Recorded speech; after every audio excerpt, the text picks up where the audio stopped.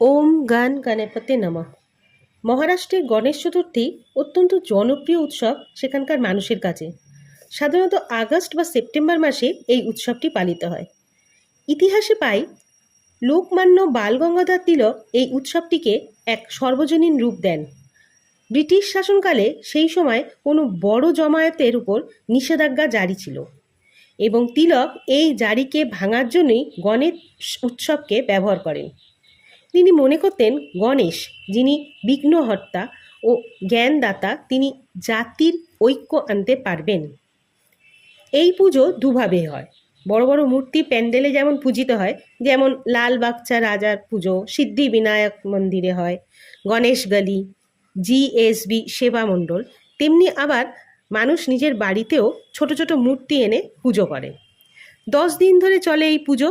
প্রতিদিন সকালে ও বিকালে ধূপ দীপ ভোগ আরতি ঢাক ঢোল বাজিয়ে নানা সামাজিক অনুষ্ঠান করে এই পুজো হয়। এই পুজোর প্রধান ভোগ হলো ভগবান গণেশের প্রিয় মোদক। এছাড়া পুরনপোলি, নারকেল, লাড্ডু ইত্যাদি ভগবানকে নিবেদন করা হয়। মহারাষ্ট্রের বিভিন্ন শহরে, বিশেষত মুম্বাই ও পুনে, এই উৎসব ধর্মীয় ও সাংস্কৃতিক উৎসব হিসেবে পালন করা হয়।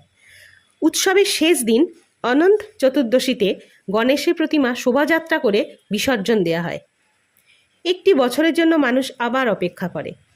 গণেশ চতুর্থী মহারাষ্ট্রের একটি হৃদয়গ্রাহী, আবেগময়, ঐতিহ্যবাহী উৎসব, যা শুধু ঈশ্বরের আরাধনা নয়, বরং সমাজ, সংস্কৃতি এবং জাতীয়তার এক মেলবন্ধন।